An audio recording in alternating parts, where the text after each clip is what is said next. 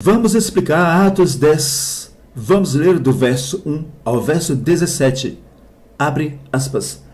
Havia em Cesareia um homem por nome Cornélio, centurião da corte chamada Italiana, piedoso e temente a Deus, com toda a sua casa, o qual fazia muitas esmolas ao povo e, de contínuo, orava a Deus. Este, quase à hora nona do dia, viu claramente numa visão um anjo de Deus, que se dirigia para ele e dizia: Cornélio, o qual, fixando os olhos nele, muito atemorizado, disse: Que é, Senhor? E disse-lhe: As tuas orações e as tuas esmolas têm subido para a memória diante de Deus. Agora, pois, envia homens a Jope e manda chamar a Simão, que tem por sobrenome Pedro. Este está hospedado com certo Simão Curtidor, que tem a sua casa junto do mar. Ele te dirá o que deves fazer.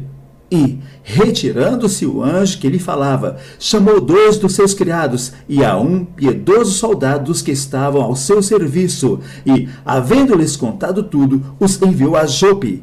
E, no dia seguinte, indo ele seu caminho, e estando já perto da cidade, subiu Pedro ao terraço para orar, quase a hora sexta.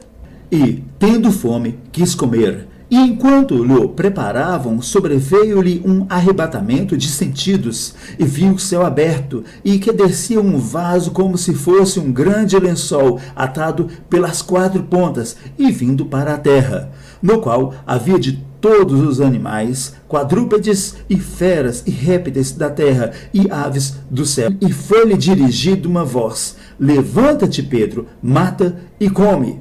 Mas Pedro disse: De modo nenhum, Senhor, porque nunca comi coisa alguma comum e imunda. E segunda vez lhe disse a voz: Não faças tu comum ao que Deus purificou. E aconteceu isto por 3 vezes, e o vaso tornou-se a recolher-se ao céu. E, estando Pedro duvidando entre si acerca do que seria aquela visão que tinha visto, eis que os homens que foram enviados por Cornélio pararam à porta, perguntando pela casa de Simão. Fecha aspas. Vamos explicar esse tema de uma forma bem simples e bem direta. Em uma determinada região, Cesareia, havia um homem por nome Cornélio, temente a Deus, ele e toda a sua casa. Esse homem representava os gentios, que aos olhos dos judeus eram considerados imundos, tanto quanto os animais imundos que Pedro viu em uma visão. Representava os gentios. No verso 17, do mesmo capítulo 10 de Atos, você nota que Pedro estava tentando entender o significado da visão. E no verso 28 do mesmo capítulo, Pedro finalmente entende o significado da visão. Vamos ler em Atos, capítulo 10, verso 28, a declaração de Pedro. Abre aspas. E disse-lhes: Vós bem sabeis que não é lícito a um homem judeu ajuntar-se ou chegar-se a estrangeiros, mas Deus mostrou-me que nenhum homem chame comum ou imundo. Portanto, aqueles animais imundos vistos por Pedro em visão representavam os gentios, que não mais deveriam ser considerados imundos. Portanto, a visão de Pedro refere-se a pessoas, aos gentios, não se refere à purificação de animais que eram imundos. Os animais imundos continuam sendo imundos.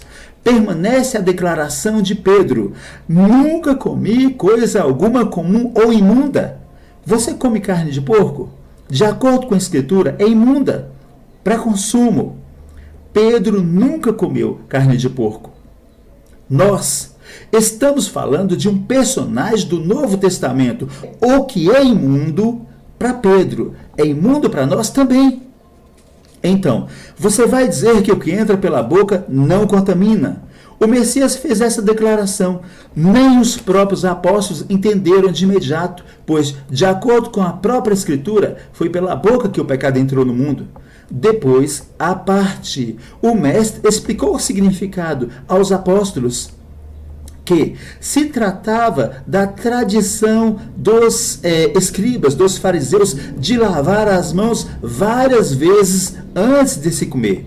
Os apóstolos tanto quanto o seu mestre, nunca comeram espécies imundas, tanto é que esse tipo de acusação nunca pesou contra eles. Mas, se alguém insistir nisso, eu te pergunto, e você não precisa ser um crente tipo Brastemp para responder.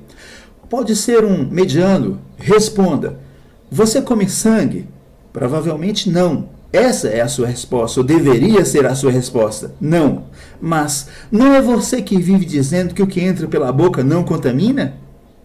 Por que você não come sangue? Os superficiais não têm amor pela palavra de Deus e distorcem-na em prol do erro, em prol do engano.